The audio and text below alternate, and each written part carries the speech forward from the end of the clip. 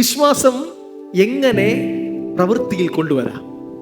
നിങ്ങളുടെ ലൈഫിൽ, നിങ്ങളുടെ എല്ലാ മേഖലയിലും ഈ വിശ്വാസത്തെ എങ്ങനെ എക്സസൈസ് ചെയ്യാം, ആക്ടിവേറ്റ് ചെയ്യാം, പ്രവൃത്തിയിൽ കൊണ്ടുവരാം എന്നാണ് നമ്മൾ ഇന്ന് ചിന്തിക്കാനായിട്ട് പോകുന്നത്. നിങ്ങൾ പറയുന്ന ഓരോ പ്രോമിസുകളെയും വിശ്വാസവുമായി മിക്സ് ചെയ്യണം. എബ്രായ ലേഖനം 4-ാം അധ്യായം 2-ാമത്തെ വാക്യം ഞാൻ പറയുന്നുണ്ട്, ഇസ്രായേൽ മക്കളോട് സുവിശേഷം പറഞ്ഞപ്പോൾ അവർ അതിനെ വിശ്വാസവുമായി മിക്സ് ചെയ്യാത്തതിനാൽ അവർക്കത് പ്രയോജനപ്പെട്ടില്ല. നിങ്ങൾ അങ്ങനെ ആകരുത് എന്ന് എബ്രായ ലേഖനം 4-ാം അധ്യായം 2-ാമത്തെ വാക്യത്തിൽ പറയുന്നു. അതുകൊണ്ട് നിങ്ങളോട് ഞാൻ ആ നല്ല വർത്തമാനം, സദ്വർത്തമാനം ശുശ്രൂഷിക്കുമ്പോൾ നിങ്ങൾ അതിനെ എന്ത് ചെയ്യണം? വിശ്വാസവുമായി മിക്സ് ചെയ്യണം, അതിനെ റിസീവ് ചെയ്യണം. എങ്കിൽ നിങ്ങൾക്കത് പ്രയോജനമായി മാറും. ഹല്ലേലൂയ. ഇന്ന് ഞാൻ വിശ്വാസത്തെ എങ്ങനെ നിങ്ങളുടെ ലൈഫിലേക്ക് പ്രയോജനപ്പെടുത്താം, അതിനെ ഫലത്തിൽ കൊണ്ടുവരാമെന്നാണ് വളരെ പ്രാക്ടിക്കലായിട്ടാണ് നമ്മളിന്ന് സംസാരിക്കാനായിട്ട് പോകുന്നത്. ഹല്ലേലൂയ. നമുക്കറിയാം, നാം എല്ലാവരും ദൈവരാജ്യത്തിൻ്റെ അംഗങ്ങളാണ്. നമ്മൾ ദൈവരാജ്യത്തിലാണ്, ദൈവരാജ്യത്തിലെ പൗരന്മാരാണെന്ന് വചനം പറയും. അങ്ങനെയാണെങ്കിൽ ദൈവരാജ്യം വർക്ക് ചെയ്യുന്നത് ചില പ്രിൻസിപ്പിൾസിൻ്റെ അടിസ്ഥാനത്തിലാണ്. ഈ ലോകത്തിൽ നമ്മളായിരിക്കുമ്പോൾ ചില നിയമങ്ങളുടെയും പ്രിൻസിപ്പിൾസിൻ്റെയും കീഴിൽ നമ്മളായിരിക്കുമ്പോൾ തന്നെ നമ്മൾ ദൈവരാജ്യത്തിലും ചില നിയമങ്ങൾ, ചില പ്രിൻസിപ്പിൾസ് ഉണ്ട്. ഹല്ലേലൂയ. ഞാൻ ഒരിക്കൽ നിങ്ങളോട് പറയുണ്ടായിരുന്നു, വിശ്വാസം എന്നതിൻ്റെ ഓപ്പോസിറ്റ്, വിശ്വാസം എന്നതിൻ്റെ വിപരീത പദം അല്ലേ, നേരെ തിരിച്ചു വരുന്നതിൻ്റെ അത് അവിശ്വാസം എന്നല്ല, പകരം കാഴ്ച എന്നാണ്. അപ്പോൾ വിശ്വാസം എന്നതിൻ്റെ ഓപ്പോസിറ്റ് എന്താണ്? കാഴ്ച. ഉറക്കെ പറഞ്ഞേ, കാഴ്ച. കാണുന്നതാണ് വിശ്വാസത്തിൻ്റെ ഓപ്പോസിറ്റ്. ഞാനത് പറയാനുള്ള കാരണം 2 കൊരിന്ത്യർ 5:7 ഇങ്ങനെ പറയുന്നു, നാം കാഴ്ചയാലല്ല വിശ്വാസത്താൽ അത്രേ ജീവിക്കുന്നു. നമ്മൾ നടക്കുന്നതും നമ്മൾ ജീവിക്കുന്നതും കാഴ്ചയാലല്ല വിശ്വാസത്താൽ. അപ്പോൾ വിശ്വാസത്തിന്റെ ഓപ്പോസിറ്റ് എന്താണ്? കാണുന്നത്. ഹല്ലേലൂയ. അപ്പൊ കാണുന്നതല്ല, കാണാത്തതാണ് വിശ്വാസം. ഹല്ലേലൂയ. അപ്പൊ കാണുന്നത് വെച്ച് നടക്കുന്നതാണ് അവിശ്വാസം, കാണാത്തത് വെച്ച് നടക്കുന്നതാണ് വിശ്വാസം. ഹല്ലേലൂയ. എബ്രായ ലേഖനം ഇങ്ങനെ പറയുന്നത്, നിങ്ങൾ ഈ കാണുന്നത്, ഈ ദൃശ്യമായതെല്ലാം ഉണ്ടാക്കപ്പെട്ടിരിക്കുന്നത് ദൃശ്യമായവയെ കൊണ്ടല്ല, അദൃശ്യമായവയെ കൊണ്ടാണ്. ഈ കാണുന്നതെല്ലാം സൃഷ്ടിക്കപ്പെട്ടിരിക്കുന്നത് ദൃശ്യമായവയെ കൊണ്ടല്ല, അദൃശ്യമായ ദൈവത്തിന്റെ വചനത്താൽ ഉളവായിരിക്കുന്നു എന്ന് വചനം പറയുന്നു. അപ്പൊ നമ്മൾ ജീവിക്കുന്നത് ഈ കാണുന്നവയെ അനുസരിച്ചിട്ടല്ല, കാണാത്തതും നിത്യവുമായത്. വചനം പറയുന്നു, കാണുന്നത് താൽക്കാലികം, കാണാത്തതോ നിത്യം. ഹല്ലേലൂയ. നമ്മൾ ജീവിക്കുന്നത് നിത്യമായതിനെ നോക്കിക്കൊണ്ടാണ്, താൽക്കാലികമായി കാണുന്നതിനെ നോക്കിയിട്ടല്ല. ഹല്ലേലൂയ. അപ്പൊ അടുത്ത നാളിന് കരം കൊടുത്ത് പറ, കാണുന്നത് താൽക്കാലികം, കാണാത്തതോ നിത്യം. ഹല്ലേലൂയ. നിങ്ങൾ കാണുന്ന രോഗം താൽക്കാലികമാണ്, കാണാത്ത സൗഖ്യമാണ് നിത്യമായത്. ഹല്ലേലൂയ. നിങ്ങൾ കാണുന്ന ദാരിദ്ര്യം അത് താൽക്കാലികമാണ്, കാണാത്ത ദൈവവചനം പറയുന്നു സ്വർഗത്തിലെ സകല അനുഗ്രഹങ്ങളാലും നിങ്ങൾ അനുഗ്രഹിക്കപ്പെട്ടിരിക്കുന്ന വചനമാണ് നിത്യമായത്. നിങ്ങളുടെ ഇപ്പോഴുള്ള കുറവുകളോ ഇപ്പോഴുള്ള ദാരിദ്ര്യമോ അല്ല സത്യം. യഥാർത്ഥമായി ദൈവത്തിന്റെ വചനം എന്ന് പറയുന്നോ അതാണ് നിത്യമായിട്ടുള്ളത്. ദൈവത്തിന്റെ വചനം സ്വർഗത്തിൽ എന്നേക്കും സ്ഥിരമായിരിക്കുന്നു. ഹല്ലേലൂയ. ഈ കാണുന്നൊക്കെ മാറിക്കൊണ്ടിരിക്കും, ദൈവത്തിന്റെ വചനത്തിന് മാത്രം ഒരു നാളും മാറ്റം ഉണ്ടാവത്തില്ല. ഞാൻ ഡീറ്റെയിൽ ആയിട്ട് പറയാം. കൊലോസ്യർക്കെഴുതിയ ലേഖനം 1-ാം അധ്യായം അതിന്റെ 13-ാമത്തെ വാക്യം. അതെ, നമ്മെ ഇരുട്ടിന്റെ അധികാരത്തിൽ നിന്ന് വിടുവിച്ച് തൻ്റെ സ്നേഹസ്വരൂപനായ പുത്രന്റെ രാജ്യത്തിലാക്കി വയ്ക്കുകയും ചെയ്തു. നമ്മെ ഇരുട്ടിന്റെ അധികാരത്തിൽ നിന്ന് വിടുവിച്ച് സ്നേഹസ്വരൂപനായ പുത്രന്റെ രാജ്യത്തിലാക്കി വയ്ക്കുമെന്നല്ല, വച്ചിരിക്കുകയാണ്. ഹല്ലേലൂയ. അതിനർത്ഥം നമ്മളിപ്പോൾ ദൈവ രാജ്യത്തിനകത്തായിരിക്കുകയാണ്. നമ്മൾ ദൈവ രാജ്യത്തിലാണ്. ഇന്ത്യക്കകത്തായിരിക്കുന്ന നമ്മൾ ഇന്ത്യൻ നിയമങ്ങളുടെ കീഴിലാണ്. ഇന്ത്യക്കകത്തായിരിക്കുന്ന നാം ഓരോരുത്തരും ഇന്ത്യൻ നിയമങ്ങളുടെ കീഴിലാണ്. ദൈവ രാജ്യത്തിനകത്തായിരിക്കുന്ന നാം ഓരോരുത്തരും ദൈവരാജ്യത്തിലെ ചില പ്രിൻസിപ്പിൾസിന്റെയും ചില നിയമങ്ങളുടെയും കീഴിലാണ്. ഹല്ലേലൂയ. ഹല്ലേലൂയ. പ്രകൃതിയിൽ, ഈ ഭൂമിയിൽ നമ്മൾ ജീവിക്കുമ്പോൾ ഈ പ്രകൃതിയിൽ ചില നിയമങ്ങളുണ്ട്. നമുക്കറിയാം, ഐസക് ന്യൂട്ടന്റെ തലയിൽ ഒരു ആപ്പിൾ വന്ന് വീണു. അദ്ദേഹം ഒരു നിയമം കണ്ടുപിടിച്ചു. എന്തോ നിയമം? ഗുരുത്വാകർഷണ നിയമം. ആ നിയമം ഇങ്ങനെ പറയുന്നു: ഏതൊരു സാധനവും ഭൂമി അതിനെ സെൻട്രലിലേക്ക് ആകർഷിക്കുന്നത് കൊണ്ട് ഏതൊരു സാധനം നമ്മൾ ഇട്ടാലും അത് താഴേക്ക് പോകും. ശരിയല്ലേ? അത് ഗുരുത്വാകർഷണ നിയമമാണ്. നിങ്ങൾ ഇനി ടെറസിന്റെ മുകളിൽ നിന്ന് താഴോട്ട് ചാടിയാൽ താഴെ തന്നെ വരും. കാരണം ഭൂഗുരുത്വാകർഷണ ബലമുള്ളതുകൊണ്ട്. ശരിയല്ലേ? നിങ്ങൾ വെള്ളത്തിന്റെ മേലെ ചവിട്ടിയാൽ താഴ്ന്ന് വെള്ളത്തിനടിയിലേക്ക് പോകും. ഭൂമിയിൽ നിന്ന് എപ്പോഴും നമ്മൾ വെയിറ്റുള്ള എന്തും താഴേക്ക് പോകുമെന്നുള്ളത് ഒരു നിയമമാണ്. അത് ഭൂമിയിലുള്ള ഒരു നിയമമാണ്. നിങ്ങളൊരു വിത്ത് വിതച്ചാൽ അത് മുളയ്ക്കും, അത് വലുതാകും, അത് ഫലം തരും. അത് ഭൂമിയിലെ ഒരു സിസ്റ്റമാണ്, അതൊരു ചില പ്രിൻസിപ്പിളാണ്. ദൈവരാജ്യത്തിലും ഇതുപോലെ നിയമങ്ങളുണ്ട്, പ്രിൻസിപ്പിൾസും ഉണ്ട്. ഹല്ലേലൂയ. ഞാൻ ഇപ്പോൾ പറഞ്ഞ ഒരു പ്രിൻസിപ്പിൾ, വിതാ കൊയ്ത്ത്, ഇത് ദൈവരാജ്യത്തിനകത്തുമുണ്ട്. ഹല്ലേലൂയ. വചനം പറയും, നിങ്ങൾ വിതയ്പ്പിൻ, നിങ്ങൾ കൊയ്യും. ധാരാളമായി വിതപ്പിൻ, ധാരാളമായി കൊയ്യും. ലോഭമായ വിതപ്പിൻ, ലോഭമായി കൊയ്യും. അത് ദൈവരാജ്യത്തിന്റെ ഒരു പ്രിൻസിപ്പിളാണ്. അത് എന്നേക്കും സ്ഥിരമാണ്. അതിനിപ്പോൾ എന്ത് തന്നെ സംഭവിച്ചാലും അത് അങ്ങനെ തന്നെ ആയിരിക്കും. അത് ദൈവരാജ്യത്തിന്റെ ഒരു പ്രിൻസിപ്പിളാണ്. അതുപോലെ തന്നെ ഞാൻ നിങ്ങൾക്ക് മനസ്സിലാക്കാൻ വേണ്ടി പറയാം, ഇന്ത്യക്കകത്ത് ചില നിയമങ്ങൾ വച്ചിരിക്കുന്നത്. ഉദാഹരണത്തിന്, നിങ്ങളൊരു പോലീസ് ഓഫീസർ ആണെങ്കിൽ നിങ്ങൾ നിയമം നടപ്പിലാക്കുന്നവരാണ്. ശരിയല്ലേ? ആണോ അല്ലയോ? നിങ്ങൾ നിയമം നടപ്പിലാക്കേണ്ടവരാണ്. നിയമം നടപ്പിലാക്കുന്ന നിങ്ങളെ സംബന്ധിച്ചോളം ഇന്ത്യക്കകത്തുള്ള നിയമങ്ങൾ നിങ്ങൾ അറിഞ്ഞിരിക്കണം, എങ്കിലേ നടപ്പിലാക്കാൻ പറ്റത്തുള്ളൂ. ശരിയല്ലേ? ഇപ്പൊ മനു ഒരു പോലീസ് ഓഫീസറാണെന്ന് വിചാരിക്കുക. മനു നോക്കുമ്പോൾ, റോഡിൽ പോകുമ്പോൾ ഒരാൾ ബാങ്ക് കുത്തി പൊളിക്കുന്നു. മനു നോക്കി, കൊള്ളാം, നല്ല രസമുണ്ട്, ചെയ്യട്ടെ എന്ന് പറഞ്ഞ് മനു പോകുമോ? ഇല്ല. മനുവിനറിയാം ഇത് മോഷണമാണ്, ഇത് IPC ഇന്ന വകുപ്രകാരം അത് കുറ്റമാണ്, അവനെ പിടിച്ച് നമ്മൾ ജയിലിൽ അടയ്ക്കണം, ഇന്ന കേസ് ചാർജ് ചെയ്യണമെന്ന് വ്യക്തമായിട്ട് അറിയാം. അതൊരു നിയമം എസ്റ്റാബ്ലിഷ്ഡ് ആണ്. ശരിയല്ലേ? ആണോ അല്ലയോ? അത് എഴുതപ്പെട്ടൊരു നിയമമാണ്. ഒരു കോൺസ്റ്റിറ്റ്യൂഷൻ ഉണ്ട്, ഒരു നിയമ സംഹിതയുണ്ട്. ഈ രാജ്യത്ത് ഇങ്ങനെയൊക്കെയാണ് കാര്യങ്ങൾ. എന്നാൽ ദൈവരാജ്യത്തിൽ ഒരു കോൺസ്റ്റിറ്റ്യൂഷൻ ഉണ്ട്. ഇതിനകത്ത് പല കാര്യങ്ങളും എഴുതപ്പെട്ടിട്ടുണ്ട്. ഇതങ്ങനെ തന്നെയാണ് എന്നാണ്. ഹല്ലേലൂയ. അത് നീ വലിയവനായിക്കോട്ടെ, ചെറിയവനായിക്കോട്ടെ, പാവപ്പെട്ടവനായിക്കോട്ടെ, പണക്കാരനായിക്കോട്ടെ, ഇന്ത്യൻ കോൺസ്റ്റിറ്റ്യൂഷൻ നിനക്ക് ബാധകമാകുന്ന പോലെ ദൈവരാജ്യത്തിൽ ചില സിസ്റ്റം ഉണ്ട്, ചില കോൺസ്റ്റിറ്റ്യൂഷൻ ഉണ്ട്, അത് നിനക്ക് ബാധകമാണ്. ദൈവരാജ്യത്തിലെ ഒരു കോൺസ്റ്റിറ്റ്യൂഷന്റെ ഒരു ഭാഗം നിങ്ങൾക്ക് വേണമെങ്കിൽ ഞാൻ വായിച്ചു കേൾപ്പിക്കാം. യെശയ്യാ പ്രവചനം. ഞാൻ ഇങ്ങനെ പറയും, ദൈവരാജ്യത്തിലെ കോൺസ്റ്റിറ്റ്യൂഷനിലെ യെശയ്യാ പ്രവചനത്തിലെ ആ പേജിൽ 53:5 സെക്ഷൻ 5 പ്രകാരം ഇങ്ങനെ പറയുന്നു: യേശുവിന്റെ അടിപ്പിണരാൽ നിങ്ങൾ സൗഖ്യമായിരിക്കുന്നു. മറ്റൊരു സെക്ഷൻ 1 പത്രോസ് 2:24 സബ്സെക്ഷൻ 2:24 അതിങ്ങനെ പറയുന്നു: അവന്റെ അടിപ്പിണരാൽ നിങ്ങൾ സൗഖ്യമായിരിക്കുന്നു. ഞാൻ ഈ കോൺസ്റ്റിറ്റ്യൂഷന്റെ കീഴിലാണ്. ഇത് ഞാൻ പഠിച്ചു വച്ചിരിക്കുകയാണ്. ഇത് എൻ്റെ മനസ്സിനകത്തും എൻ്റെ ഹൃദയത്തിനകത്തും ഉറപ്പിച്ചിരിക്കുകയാണ്. നിങ്ങളൊന്ന് ശ്രദ്ധിച്ചേ. നിങ്ങൾ ഒരു തെറ്റ് ചെയ്താൽ, നിങ്ങൾക്കെതിരെ ഒരു ചാർജ് ഫയൽ ചെയ്താൽ, ഒരാൾ നിങ്ങളെ കള്ളക്കേസിൽ കുടുക്കിയെന്ന് വിചാരിക്കുക. ആദ്യം കൊണ്ടൊരു ജില്ലാ കോടതിയിൽ നിങ്ങൾക്കെതിരെ ഒരു കേസ് പോയി. ജില്ലാ കോടതി പറഞ്ഞു നിങ്ങൾ കുറ്റക്കാരനാണ്. പെട്ടെന്ന് നിങ്ങൾ എന്ത് ചെയ്തു? ഹൈക്കോടതിയിലേക്ക് മൂവ് ചെയ്തു കേസ്. ഹൈക്കോടതി പറഞ്ഞു നിങ്ങൾ കുറ്റക്കാരനാണ്. നിങ്ങൾ അവിടെ മിണ്ടാതിരിക്കത്തില്ല. നിങ്ങൾക്ക് നല്ല ബോധ്യമുണ്ട് നിങ്ങളത് ചെയ്തിട്ടില്ല. നിങ്ങൾ എന്ത് ചെയ്യും? സുപ്രീം കോടതിയിലേക്ക് മൂവ് ചെയ്യും കേസ് നിങ്ങൾ മൂവ് ചെയ്തിട്ട് നിങ്ങൾ പറയും, ഇന്ന എവിഡൻസ് ആക്ട് പ്രകാരം ഞാൻ കുറ്റക്കാരനല്ല. മാക്സിമം നിങ്ങൾ തെളിവുകൾ നിരത്തും. നിങ്ങളുടെ അഡ്വക്കേറ്റ് നിങ്ങൾക്ക് വാദിക്കും. ആ സുപ്രീം കോടതി പറയുകയാണ് നിങ്ങൾ കുറ്റക്കാരനല്ല. അതേ സെക്കൻഡിൽ താഴത്തെ ഹൈക്കോടതിയും ജില്ലാ കോടതിയും ഒക്കെ വിധിച്ച എല്ലാ വിധികളും നള്ളിഫൈ ചെയ്യും. നിങ്ങളോട് പറയും നിങ്ങൾ കുറ്റക്കാരനല്ല.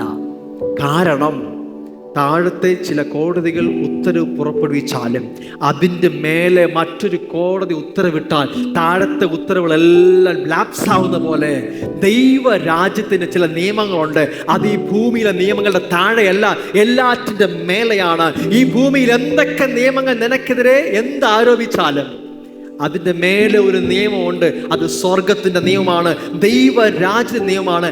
ആ നിയമത്തിൻ്റെ പേരാണ് ഫെയ്ത്ത്. ആ നിയമത്തിന്റെ പേരാണ് വിശ്വാസം. ഹല്ലേലൂയ. കാരണം ഈ ലോകത്തിലെ എല്ലാ നിയമങ്ങളും അടിസ്ഥാനപ്പെടുത്തിയിരിക്കുന്നത് എന്ത് കാണുന്നു എന്നതിനെ ആശ്രയിച്ചിട്ടാണ്. എന്നാൽ വിശ്വാസത്തിന്റെ നിയമം എന്ത് കാണുന്നു എന്നല്ല, അത് കാണാത്ത ചിലതിനെ, എഴുതപ്പെട്ട ചിലതിനെയൊക്കെ ആക്ടിവേറ്റ് ചെയ്യപ്പെടും. ഹല്ലേലൂയ. ഒരു എക്സാമ്പിൾ പറഞ്ഞാൽ മനസ്സിലാവും.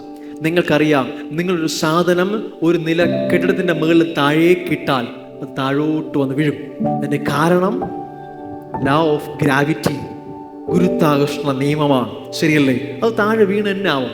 പക്ഷെ അതേ സമയം ഒരു ചെറിയ കല്ല് താഴോട്ട് വന്ന് താഴെ വീഴും. അതേസമയം 70,000 കിലോ വെയിറ്റ് ഉള്ള ഒരു വലിയ ഫ്ലൈറ്റിന്റെ അകത്ത് നിങ്ങൾ കയറി ഇരുന്നിട്ട് ആ ഫ്ലൈറ്റ് ഇങ്ങനെ പറന്നുയർന്ന് ഒരു തലത്തിന്റെ മേലെ എത്തി. അത് പിന്നെ വീഴുന്നത് കാണാൻ പറ്റുന്നില്ല. കാരണം ഈ ഗ്രാവിറ്റിയെയും കടന്ന് അത് മറ്റൊരു നിയമത്തിന്റെ കീഴിലേക്ക് കയറുമ്പോൾ ഇതിന്റെ ഗ്രാവിറ്റിക്ക് ഇൻഫ്ലുവൻസ് ഇല്ലാതെ ദ ലോ ഓഫ് എയറോഡൈനാമിക്സ് എന്ന് പറയുന്ന മറ്റൊരു നിയമത്തിലേക്ക് കയറുമ്പോൾ അത് സ്മൂത്തായിട്ട് പറക്കുന്ന കാണാൻ പറ്റും. അത് താഴേക്ക് പതിക്കുകയല്ല, അത് പറന്നുയരുകയാണ്. ഇതുപോലെ ഈ ഭൂമിയിലുള്ള പല നിയമങ്ങൾക്ക് മേലെ നിനക്കൊരു നിയമമുണ്ട്. അത് വിശ്വാസത്തിന്റെ നിയമമാണ്. നീ ആ വിശ്വാസത്തിന്റെ നിയമത്തെ അപ്ലൈ ചെയ്യുമ്പോൾ ബാക്കിയുള്ള എല്ലാ നിയമങ്ങളും സജീവമാവും. ഹല്ലേലൂയ. ഞാൻ 1-2 ഉദാഹരണങ്ങൾ വചനത്തിൽ നിന്ന് പറയാം. ഈ ഭൂമിയിലുള്ള ചില നിയമങ്ങളെ എങ്ങനെയാണ് വിശ്വാസത്തിന്റെ നിയമം അതിനെ ഓവർടേക്ക് ചെയ്ത് നോക്കാം. നമുക്കറിയാം, ചിലതിനൊക്കെ ചില സമയം വേണം. ചില കാര്യങ്ങൾ രൂപപ്പെട്ടു വരാൻ സമയം വേണം. ഇത് ലോ ഓഫ് ടൈം, സമയത്തിന്റെ നിയമം. സമയം ഒരു നിയമമാണ്. കാരണം ഒരു സാധനം നിങ്ങൾ നട്ടു മുളപ്പിച്ചാൽ അത് മുളച്ചു വരാൻ ഒരു സമയം വേണം. അത് ഫലം കായ്ക്കാൻ ഒരു സമയം വേണം. കാരണം അത് സമയത്തിന്റെ കീഴെയാണ്. സമയം എന്ന നിയമത്തിന്റെ കീഴെയാണ്. ശരിയല്ലേ? എന്നാൽ യേശു കർത്താവ് കാനായിലെ കല്യാണ വീട്ടിലേക്ക് പോവുകയാണ്. അവിടെ പോയി യേശു ഒരു അത്ഭുതത്തെ ചെയ്തു. എന്താ അത്ഭുതം? എന്തേ? പച്ച വെള്ളത്തെ വർഷങ്ങൾ പഴക്കമുള്ള വീഞ്ഞാക്കി മാറ്റി. അതായത് കർത്താവ് ചെയ്ത അത്ഭുതം എന്ന് പറയുന്നത് ഫെയ്ത്തിലൂടെ, വിശ്വാസത്തിലൂടെ താൻ ചെയ്ത ഒരു കാര്യം എന്ന് പറയുന്നത് അതുവരെ ഇല്ലാത്തതിനെ ഉണ്ടാക്കിയെടുക്കുകയാണ്.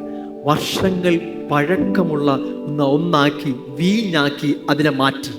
അതായത് ആ ടൈം ആവശ്യമായിരുന്ന സ്ഥലത്ത് അതിനെ സ്കിപ്പ് ചെയ്തുകൊണ്ട് മറ്റൊരു നിയമം അതിനെ ഓവർടേക്ക് ചെയ്തു. ഞാൻ പറയുന്നത് മനസ്സിലാകുന്നുണ്ടോ? സാധാരണഗതിയിൽ ഒരു കപ്പലിൽ നിന്ന്, ഒരു ബോട്ടിൽ നിന്ന് വെള്ളത്തിലേക്ക് നമ്മൾ കാൽ വെച്ചാൽ നമ്മൾ താണുപോകും. എന്നാൽ അവിടെ പത്രോസ് കാൽ വെക്കാൻ പോകുന്നതിന് മുമ്പ് അവിടെ വിശ്വാസത്തിന്റെ മറ്റൊരു തലം ഓപ്പറേറ്റ് ചെയ്തപ്പോ പത്രോസിന്റെ കാൽ വയ്പിൽ താണു പോയില്ല. മറ്റൊരു ലോ, മറ്റൊരു നിയമം അവിടെ ഓവർടേക്ക് ചെയ്തു. ഹല്ലേലൂയ. നിങ്ങളിപ്പോൾ കണ്ടുകൊണ്ടിരിക്കുന്ന നിങ്ങളുടെ ശരീരത്തിലെ രോഗത്തിന്റെ അവസ്ഥയാവാം, നിങ്ങളുടെ ജീവിതം തകർന്ന അവസ്ഥയാവാം, എന്ത് കണ്ണുനീരിന്റെ അവസ്ഥയാവാം, അതാണ് നിങ്ങൾ കണ്ടുകൊണ്ടിരിക്കുന്നത്. എന്നാൽ വിശ്വാസം എന്ന് പറയുന്നത് ഈ കാണുന്നതല്ല, എന്ത് എഴുതപ്പെട്ടിരിക്കുന്നോ അതിനെ എസ്റ്റാബ്ലിഷ് ചെയ്യുന്നതാണ് ഫെയ്ത്ത്. ഹല്ലേലൂയ. ഉദാഹരണത്തിന്, നിങ്ങളിപ്പോ നേരത്തെ പറഞ്ഞ ഉദാഹരണത്തില് നിങ്ങൾക്കെതിരെ ഒരു കള്ളക്കേസ് കുടുക്കി വെച്ചിരിക്കുമ്പോൾ നിങ്ങളുടെ എഴുതപ്പെട്ട കോൺസ്റ്റിറ്റ്യൂഷനകത്ത് എഴുതപ്പെട്ട നിങ്ങൾക്കുള്ള പ്രൊട്ടക്ഷനുള്ള ഒത്തിരി നിയമങ്ങളുണ്ട്. അതെടുത്തായിരിക്കും നിങ്ങൾ വാദിക്കുക. അങ്ങനെയാണെങ്കിൽ നിങ്ങളുടെ ആരെങ്കിലും പറയുകയാണ് നിങ്ങൾ ബ്ലസ്ഡ് അല്ല, നിങ്ങൾ തന്നെ നിങ്ങളെ കുറിച്ച് പറഞ്ഞിട്ടുണ്ട് എനിക്ക് അനുഗ്രഹമില്ല, ഞാൻ നന്മ പ്രാപിക്കുന്നെന്ന് പറഞ്ഞിട്ടുണ്ടെങ്കിൽ എഫേസ്യ ലേഖനം 1-ാം അധ്യായം 3-ാമത്തെ വാക്യം പറയുന്നത് ഇങ്ങനെയാണ്: ദൈവരാജ്യത്തിന്റെ എഴുതപ്പെട്ട നിയമം പറയുന്നു, സ്വർഗത്തിലെ സകല ആത്മീക അനുഗ്രഹത്താലും നിങ്ങളെ ക്രിസ്തുയേശുവിൽ അനുഗ്രഹിച്ചിരിക്കുന്നു. ഈ ലോകത്തിന്റെ ഏത് സുപ്രീം കോടതിക്ക് മേലെയുള്ള ദൈവത്തിന്റെ കോടതി ഒരു വിധി കൽപ്പിച്ചിരിക്കുകയാണ്, നിങ്ങൾ സ്വർഗത്തിലെ സകല അനുഗ്രഹത്താലും അനുഗ്രഹിക്കപ്പെട്ടിരിക്കുന്നു. ഹല്ലേലൂയ. ശത്രു നിങ്ങളോട് വന്ന് പറയുകയാണ് നീ അനുഗ്രഹിക്കപ്പെട്ടതല്ല എന്ന് പറയുമ്പോൾ അതിന് യെസ് പറയല്ല ചെയ്യേണ്ടത്. നീ പറയണം, എൻ്റെ കർത്താവിൻ്റെ വചനം ഇങ്ങനെ പറഞ്ഞു, ഇങ്ങനെ എഴുതപ്പെട്ടിരിക്കുന്നു, ഞാൻ അനുഗ്രഹിക്കപ്പെട്ടിരിക്കുകയാണ്. ഹല്ലേലൂയ. യോവേലിന്റെ പുസ്തകം 3-ാം അധ്യായം അതിൻ്റെ 10-ാമത്തെ വാക്യം ഇങ്ങനെ പറയുന്നു. നിങ്ങൾ ചിലപ്പോൾ എന്നോട് ചോദിക്കാം, ഞാൻ ഇപ്പോഴും ആ വേദന അനുഭവിക്കുന്നു, ഞാൻ ഇപ്പോഴും എൻ്റെ ബലഹീനത കണ്ടുകൊണ്ടിരിക്കുന്നു, അപ്പോൾ ഞാൻ പറയുന്ന കള്ളാവത്തില്ലേ, ഞാൻ സൗഖ്യമായവനാണ്, ഞാൻ സൗഖ്യമായതാണ് എന്ന്. യോവേലിന്റെ പുസ്തകം 3-ാം അധ്യായം 10-ാമത്തെ വാക്യം പറയുന്നു, ബലഹീനൻ, ബലമില്ലാത്തവൻ തന്നെ തന്നെ ബലമുള്ളവനായി മതിക്കട്ടെ. ഇംഗ്ലീഷ് വേർഷൻ ഇങ്ങനെ പറയുന്നു, let the weak say I am strong.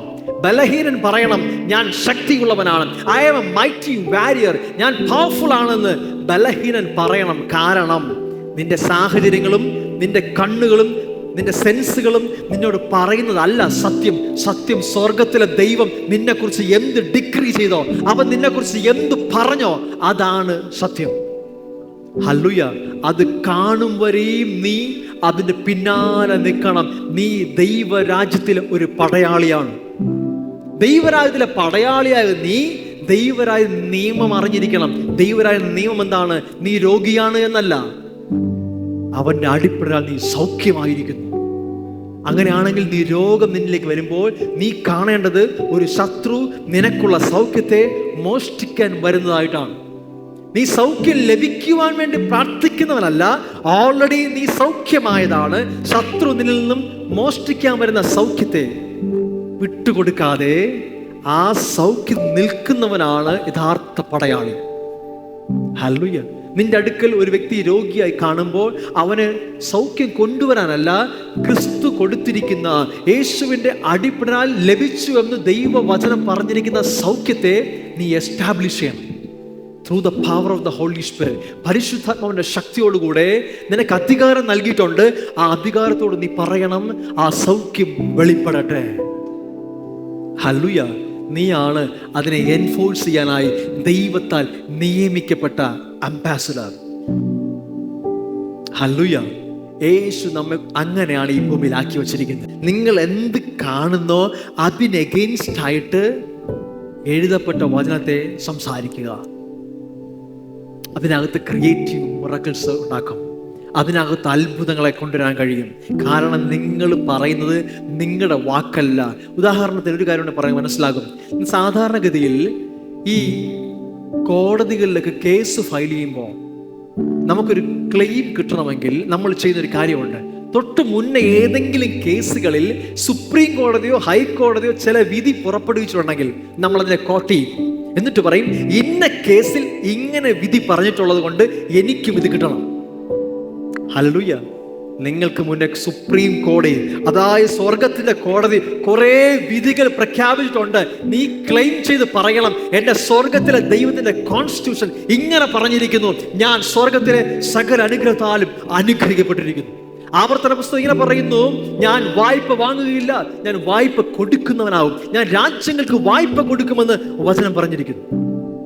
ഞാൻ വാലല്ല തലയാകുമെന്ന് വചനം പറഞ്ഞിരിക്കുന്നു. ഇതിന് അഗെയിൻസ്റ്റായ എന്ത് ഫീലിങ്സ് ഉണ്ടായാലും, എന്ത് തന്നെ കണ്ടാലും അതിനെയല്ല നീ വിശ്വസിക്കേണ്ടത്, അതിനെയല്ല നീ പറയേണ്ടത് സ്വർഗം നിന്നോട് എന്ത് പറഞ്ഞിരിക്കുന്നു, സ്വർഗം എന്ത് എഴുതി വച്ചിരിക്കുന്നു.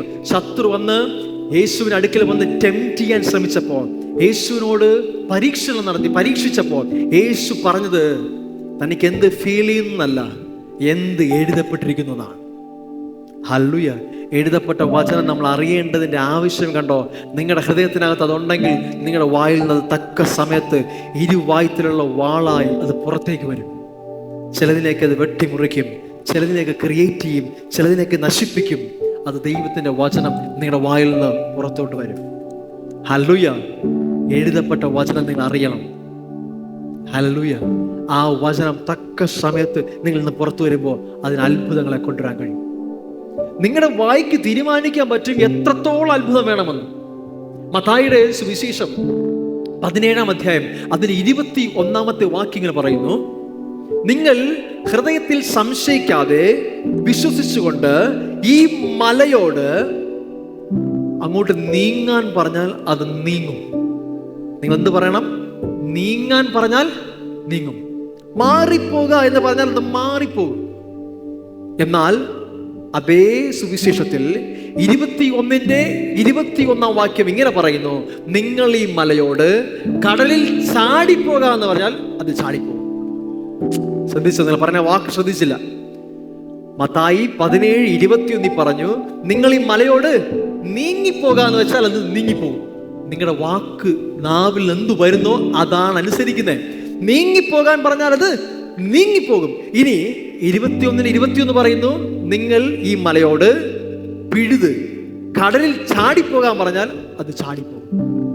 നിങ്ങൾ എങ്ങനെ പറയുന്നോ അങ്ങനെ സംഭവിക്കും. ഹല്ലേലൂയ.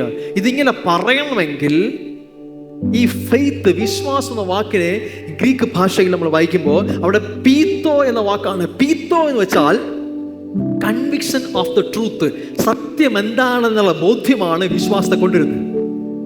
ഹല്ലേലൂയ.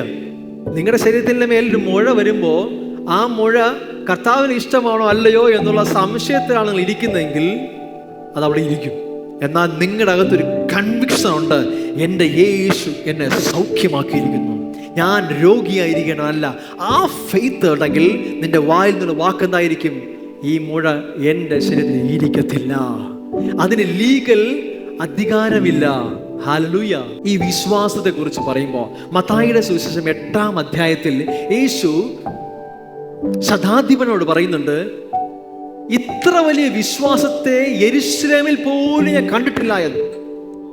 ഹല്ലേലൂയ. ഇത്ര വലിയ വിശ്വാസത്തെ യെരുശലേമിൽ പോലും കണ്ടിട്ടില്ല. ശതാധിപനോട് പറയുകയാണ്, എന്താ ഇത്ര വലിയ വിശ്വാസം? ശതാധിപൻ അതിന്റെ 5 മുതലുള്ള വാക്കിൽ വായിക്കുമ്പോൾ യേശുവിന്റെ അടുക്കലേക്ക് വരികയാണ്. എന്തിനാണ്? തന്റെ ബാല്യക്കാരൻ സുഖമില്ലാതെ ഭവനത്തിൽ കിടക്കുകയാണ്. അതിന്റെ 8-ാമത്തെ വാക്യം ഇങ്ങനെ പറയുന്നു, യേശുവേ, നീ എൻ്റെ ഭവനത്തിൽ വരാൻ ഞാൻ യോഗ്യനല്ല, നീ എൻ്റെ പുരയ്ക്കകത്ത് വരാൻ ഞാൻ യോഗ്യനല്ല, പക്ഷേ നീ ഒരു വാക്ക് പറഞ്ഞാൽ, ശ്രദ്ധിക്കണം, നീ ഒരു വാക്ക് പറഞ്ഞാൽ എൻ്റെ ബാല്യക്കാരന് സൗഖ്യം. തീർന്നില്ല. അതല്ല, യേശുവിനെ അമ്പരപ്പിച്ചത് അടുത്ത സ്റ്റേറ്റ്മെന്റ് ആണ്, അടുത്ത വാക്കാണ്. ശതാധിപൻ ഇങ്ങനെ പറഞ്ഞു.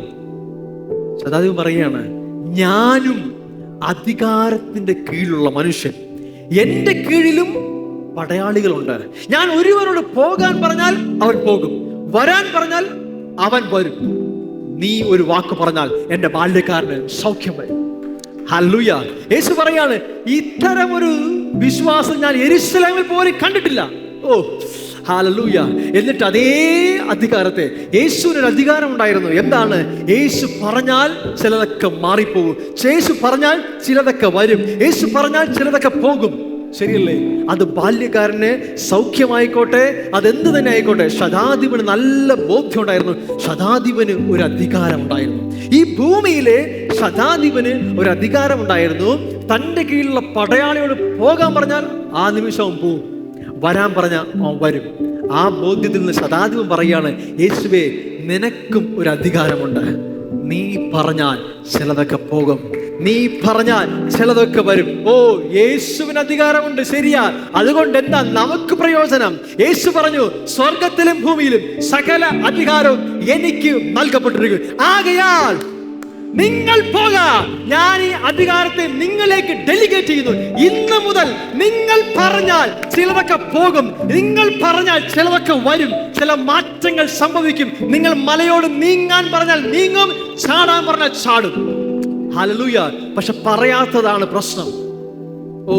എനിക്ക് വിശ്വാസം ഉണ്ട് ബ്രദറെ എന്ന് പറഞ്ഞ് ഇരിക്കുകയല്ല, പറയണം.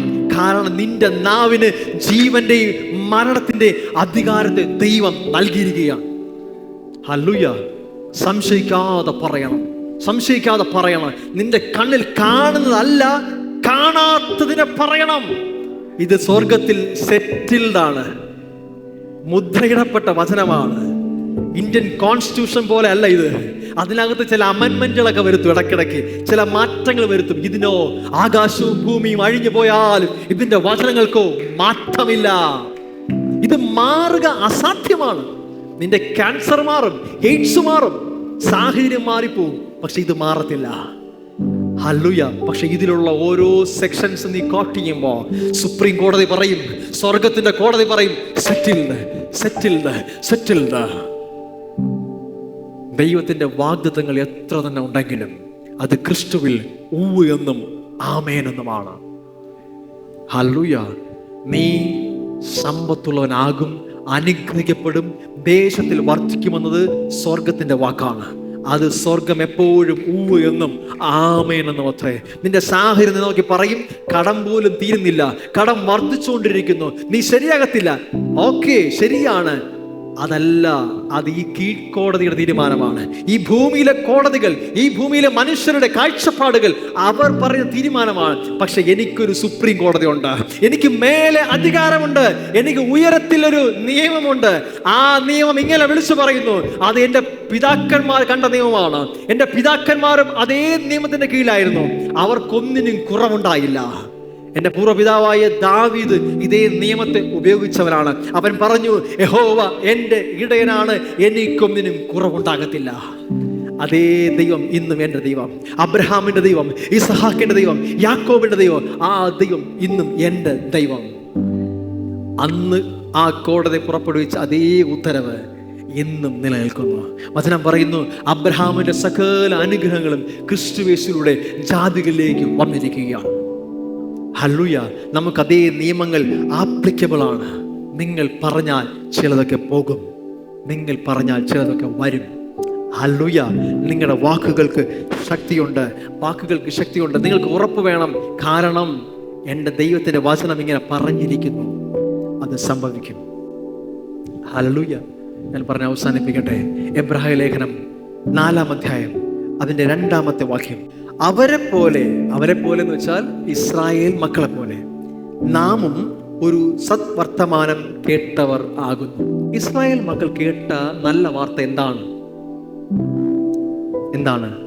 പാലും തേനും ഒഴുകുന്ന ഒരു ദേശം ദൈവം അവർക്കായി ഒരുക്കിയിരിക്കും. ശരിയല്ലേ? ആണോ? പാലും തേനും ഒഴുകുന്ന സമൃദ്ധിയുടെ ഒരു ദേശത്തെ ദൈവം ഒരുക്കിയിരിക്കുന്നതാണ് ഇസ്രായേൽ മക്കൾ കേട്ട നല്ല വാർത്ത. അടുത്ത വചനം പറയുകയാണ്, അവരെ പോലെ നാമും ഒരു നല്ല വാർത്തയെ കേട്ടവരാകുന്നു. എങ്കിലും ഹല്ലേലൂയ, എങ്കിലും കേട്ടവരിൽ വിശ്വാസമായി പരിണമിക്കായ കൊണ്ട് കേട്ട വചനം അവർക്ക് ഉപകാരമായി വന്നില്ല. അതിന് ഇംഗ്ലീഷ് വേർഷനിൽ എഴുതിയിരിക്കുന്നത് ഇങ്ങനെയാണ്, not being mixed with faith. വിശ്വാസവുമായി കൂട്ടിച്ചേർക്കാത്തതിനാൽ അവർക്ക് ആ വചനം പ്രയോജനപ്പെട്ടില്ല. എന്തുകൊണ്ടാണ്? നിങ്ങൾക്കറിയാം, ആ സമയത്ത് അവർ ആ ദേശം എത്തിപ്പിടിച്ചു എന്ന് ഉറപ്പുവരുന്ന ആ നിമിഷത്ത് ഏറ്റവും അടുത്തെത്തിയപ്പോൾ കുറച്ചു പേരെ ആ ദേശം ഉറ്റുനോക്കാനായി പറഞ്ഞയച്ചു. ഇതിനകത്താണ് മിസ്റ്ററി. ശ്രദ്ധിച്ച് കേൾക്കണേ. ആ ദേശം ദൈവം പറഞ്ഞു, ദൈവത്തിന്റെ വചനം പറഞ്ഞു, നിങ്ങൾക്ക് നൽകിയിരിക്കുന്നു, നിങ്ങൾക്ക് ആ ദേശം നൽകിയിരിക്കുന്നു. കുറച്ചു പേരെ ആ ദേശം പോയി നോക്കിയിട്ട് വരാൻ പറഞ്ഞയച്ചു. 12 പേര് പോയി. 12 പേര് പോയി ദേശം കാണാൻ വേണ്ടി പോയി. 12 പേരും പോയി കണ്ടു. അവരെല്ലാം നോക്കി പാർത്തിട്ട് തിരിച്ചു വന്നു. അവർ വന്ന് ചില റിപ്പോർട്ടുകൾ പറയുകയാണ്. ശ്രദ്ധിച്ച് കേൾക്കണം. ചില റിപ്പോർട്ടുകൾ പറയണം. ഒരാൾ പറഞ്ഞു, ഭീമാകാരന്മാരായ കുറെ ആൾക്കാർ അവിടെ ഉണ്ട്. അവരുടെ മുന്നിൽ നമ്മളെ കണ്ടപ്പോൾ പുൽച്ചാടികളെ പോലെ തോന്നുന്നു.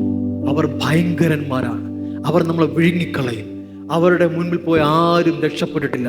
ഇങ്ങനെ പല റിപ്പോർട്ടുകൾ ഓരോരുത്തരായി പറയാൻ തുടങ്ങി. 12 പേരിൽ 10 പേരും പറഞ്ഞു, നമുക്ക് ഈ ദേശം കിട്ടത്തില്ല, ഇത് രക്ഷയില്ല, അവിടെ ഭയങ്കരന്മാരായി നിറഞ്ഞിരിക്കുന്നു, വലിയ കോട്ടകളുണ്ട്, പ്രശ്നമാണ്. 2 പേർ, യോശുവയും കാലേബും പറഞ്ഞു, അവിടെ എന്ത് തന്നെ ആയിക്കോട്ടെ, അവിടെ ആരൊക്കെ തന്നെ ആയിക്കോട്ടെ, അവരുടെ സൈസ് എത്ര ആയിക്കോട്ടെ, ദൈവം ആ ദേശം നമുക്ക് തരുമെന്ന് പറഞ്ഞത് കൊണ്ട് അവർ നമുക്കുള്ള ഭക്ഷണമാണ്. ഓ ഹല്ലേലൂയ. അവരുടെ സൈസോ അവരുടെ ഒന്നും വിഷയമല്ല, അവർ നമുക്കുള്ള ബ്രെഡാണ്, നമുക്കുള്ള ഭക്ഷണമാണ്. കാരണം ദൈവം ഒരു വാക്ക് പറഞ്ഞിട്ടുണ്ട്, അത് നമുക്ക് തരും. ഹല്ലേലൂയ.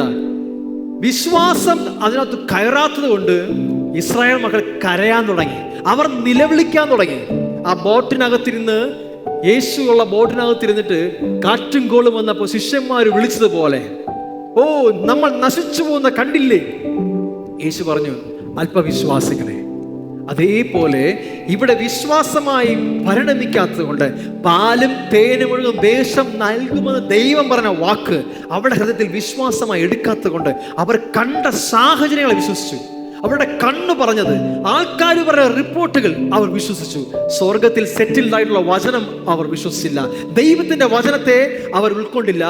ആളുകൾ പറഞ്ഞതും തങ്ങൾ കണ്ടതുമായ കാര്യങ്ങൾ അവർ വിശ്വസിച്ചു. എന്നിട്ട് അവർ പറഞ്ഞു, നമുക്ക് ആ ദേശം കൈവശമാക്കാൻ പറ്റത്തില്ല. ഹല്ലേലൂയ. ഇന്ന് ഞാൻ നിങ്ങളോട് ചോദിക്കട്ടെ, നിങ്ങൾ ഇതിൽ ഏത് കൂട്ടരുടെ കൂടെ കൂടും? ഭൂരിപക്ഷമൊക്കെ നോക്കിക്കഴിഞ്ഞാൽ പ്രശ്നമാണ്. 12-ൽ 10 ഭൂരിപക്ഷം. അവര് പറയും നടക്കത്തില്ല. ലോകം നോക്കിയാൽ ഭൂരിപക്ഷം പറയും നടക്കത്തില്ല, നിന്നെ കൊണ്ട് കഴിയത്തില്ല, നിനക്ക് ക്വാളിഫിക്കേഷൻ ഇല്ല, ഈ രോഗം സൗഖ്യമാകത്തില്ല, ഈ രോഗം വന്നവരെല്ലാം മരിച്ചിട്ടുണ്ട്, ഈ രോഗം വന്നവരൊന്നും രക്ഷപ്പെട്ടില്ല. ഇതാണ് റിപ്പോർട്ട്. കണ്ടത് കേട്ടത് വന്ന് പറഞ്ഞു. അപ്പോഴുണ്ടാ രണ്ട് പേര് എഴുന്നേറ്റ് പറയുവാണ്, കണ്ടതെന്തോ ആയിക്കോട്ടെ, വിഷയമല്ല, ദൈവം ഒരു കാര്യം പറഞ്ഞിട്ടുണ്ടെങ്കിൽ അവൻ അത് ചെയ്യും. ഇതാണ് ഫെയ്ത്ത്, ഇതാണ് വിശ്വാസം. ഇന്ന് നീ കാണുന്നത്, ഇന്നലെ നീ ഒറ്റ നോക്കിയപ്പോ കണ്ടത്, അക്കൗണ്ടിൽ 5 പൈസ ഇല്ല, ജപ്തി നോട്ടീസ്, രോഗത്തിന്റെ മൂർധന്യ അവസ്ഥ, വേദനയുടെ അങ്ങേയറ്റം. നിന്നോട് നിന്റെ കണ്ണുകൾ പറഞ്ഞു, സെൻസുകൾ പറഞ്ഞു, വേദനയാണ്, ഭാരമാണ്, ഒറ്റപ്പെടലാണ്, നഷ്ടങ്ങളുടെ കണക്കാണ്, സാമ്പത്തിക തകർച്ചയാണ്. അപ്പോഴുണ്ടാ ഏതോ 2 പേർ, ഇവിടെ ഇരിക്കുന്ന ഏതോ ജോഷുവയും കാലേബും പറയും, അതൊക്കെ അങ്ങോട്ട് മാറ്റിവൈ, ഡോക്ടർ റിപ്പോർട്ടൊക്കെ എടുത്ത് മാറ്റിവൈ, എന്നിട്ട് വേറൊരു റിപ്പോർട്ട് ഇട്. എന്താ റിപ്പോർട്ട്? എന്റെ ദൈവം പറഞ്ഞിരിക്കുന്നു, നിനക്ക് ഞാൻ തന്നിരിക്കുന്നു. ഓ, വിശ്വസിക്കാൻ ബുദ്ധിമുട്ടാ. എന്നെ കഥാവേ, നീ തന്നിരിക്കുന്നു പറയുമ്പോഴും എന്റെ കണ്ണിന് മുന്നിൽ ഞാൻ കാണയല്ലേ, എന്റെ കണ്ണിൽ മുന്നിൽ നിൽക്കുകയല്ലേ പ്രശ്നം, എന്റെ കണ്ണിൽ മുന്നിൽ നിൽക്കുകയല്ലേ മല്ലന്മാർ, എന്റെ കണ്ണിൽ മുന്നിൽ നിൽക്കുകയല്ലേ വലിയ കോട്ട. ഞാൻ എന്നാ ചെയ്യാ? കഥ പറയും, നിനക്ക് എന്നെ ട്രസ്റ്റ് ചെയ്യാമെങ്കിൽ ഇന്നത്തെ നിന്റെ പ്രശ്നങ്ങൾ നാളെ നിന്റെ ഭക്ഷണമായി മാറും. ഭക്ഷണം എന്തിനാ ഉപയോഗിക്കുന്നേ? എന്തിനാ ഭക്ഷണം കഴിക്കുന്നേ? സ്ട്രെങ്ത് ഉണ്ടാകാൻ. ഇന്നത്തെ പ്രശ്നങ്ങൾ നാളെ നിന്റെ സ്ട്രെങ്ത് വരുത്താൻ കാരണമായി മാറും. ഈ പ്രശ്നം നിന്നെ തകർത്തത്തില്ല, ഈ പ്രശ്നത്തിനെ തളർത്തത്തില്ല, ഈ പ്രശ്നത്തിനെ കൊല്ലത്തില്ല.